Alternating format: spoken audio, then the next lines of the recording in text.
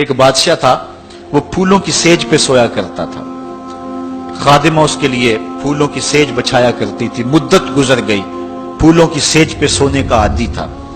ایک دن خادمہ نے سوچا، لونڈی نے سوچا، روزانہ بادشاہ اس سیج پہ سوتا ہے، پتہ نہیں کیا لطف ہوگا. اس سیج کا لطف اٹھانے کے لیے وہ بھی لیٹ گئی.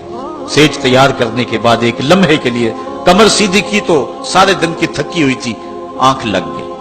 بادشاہ وقت پر اپنے اس خاص کمرے میں داخل ہوا تو ایک لونڈی کو پھولوں کی سیج پہ سویا ہوا دیکھا تو غیرت سے جل بن کے کباب ہو گیا. ایک لونڈی کی یہ اوقات کہ بادشاہ کی سیج پہ سوئے. اس نے جلاد کو بلایا، کہا اس کو الٹا لٹکاؤ اور اتنا مارو کہ اس کی جان نکل جائے، تاکہ باقی خدام کو پتا چل جائے کہ بادشاہوں کی سیجیں، ان کے بستر، ان کے گھر کتنے مقدس ہوا کرتے ہیں. لونڈی کو الٹا لٹکا دیا گیا اور جلاد ضرب پہ ضرب لگا رہا ہے، کوڑے پہ کوڑا مار رہا ہے.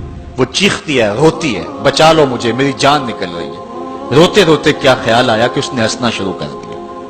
بادشاہ نے جلاد کو کہا رک جا، اس لونڈی سے پوچھ روئی کیوں ہے، اسے یہ بھی پوچھ ہنستی کیوں ہے. جلاد نے کہا لونڈی بتا روتی کیوں ہے. اس نے کہا تجھے نہیں پتا جب کوڑا لگتا ہے تو جان نکلنے کو آتی ہے، نزا کا عالم طاری ہو جاتا ہے. کہا یہ تو سمجھ ہے لیکن ہنستی کیوں ہے. کہا ہنسی مجھے اس بات سے آئی ہے کہ چند لمحوں کے لیے سوئی ہوں، اتنی تکلیف کاٹ رہی ہوں، سوچا عمر بھر ہو گئی سوتے ہوئے، جس کو اس کا کیا بنے گا. جس کی زندگی بیت گئی اس سیج پہ سوتے ہوئے، اس کا کیا بنے گا. صاحبو، یہ دنیا پھولوں کی سیج نہ بنائیں، اس دنیا کو اللہ کی عبادت کے لیے گزاریں، ذکر فکر میں گزاریں. سحری کے وقت اٹھ کے مصلے پہ کھڑا ہو کے رونا سیکھیں، اللہ کے حضور آئیں، رزق کی تلاش میں رازق کو بھول نہ جائیں. تم سمجھتے ہو دکان بند کر کے چلے گئے تو شاید میری آج کی سیل کم ہوگی. سیل دینے والا، رزق دینے والا، رزق کے دروازے کھولنے والا وہ رب ہے. جاؤ اس کے حضور جاؤ اور جا کے اس سے مانگو. آج اس دنیا کے اندر آپ کہیں ملازمت کرتے ہیں، 8 گھنٹے کی ڈیوٹی دینا ہوتی ہے. ان 8 گھنٹوں کے اندر آپ کا مالک آپ کو بلائے، صرف 8 گھنٹوں میں ایک عارضی ملک آپ کے اوپر رکھتا ہے، تو آپ دوڑ کے جاتے ہیں کہ نہیں جاتے.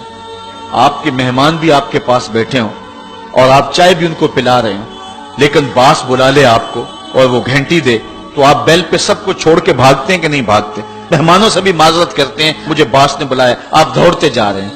یار ایک دنیا کا باس بلائے تو مہمانوں کو چھوڑ کے، چائے کو چھوڑ کے، مرغن غذاؤں کو چھوڑ کے، سب کو چھوڑ کے بھاگ جاتے ہیں. اور رب کا نمائندہ پکارے حیا علی الصلاح اور حیا علی الفلاح، جو بندہ اس کے حضور نہ جائے کتنا بڑا بد نصیب ہے.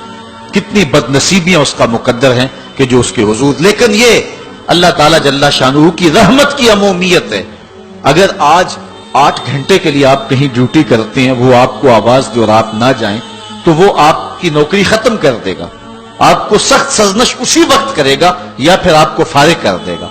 لیکن اللہ تعالیٰ جل شانہ اس کی نافرمانی پہ نافرمانی کرتے رہیں، کبھی اس نے رزق کے دروازے بند نہیں کیے، بلکہ جو نہیں مانتے ان کو اور زیادہ دے رہا ہے، کیونکہ ان کا حصہ صرف دنیا پہ ہی ہے نا، آخرت میں تو حصہ ہی کوئی نہیں ہے.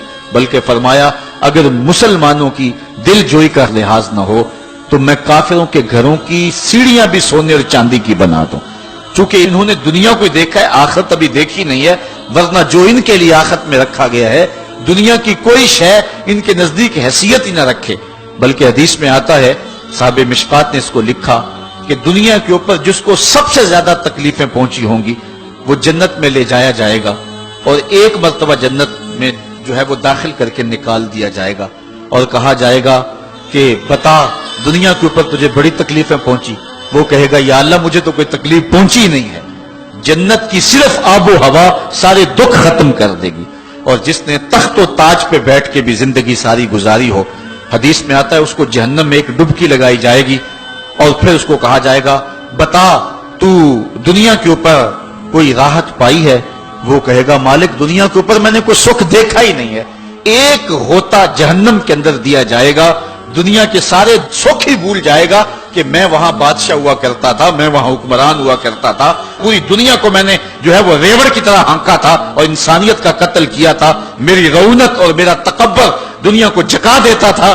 اس کو کوئی شے اور اپنی کوئی آکڑ اور کوئی بات یاد نہیں رہے گی، صرف ایک ڈبکی کی بات ہے.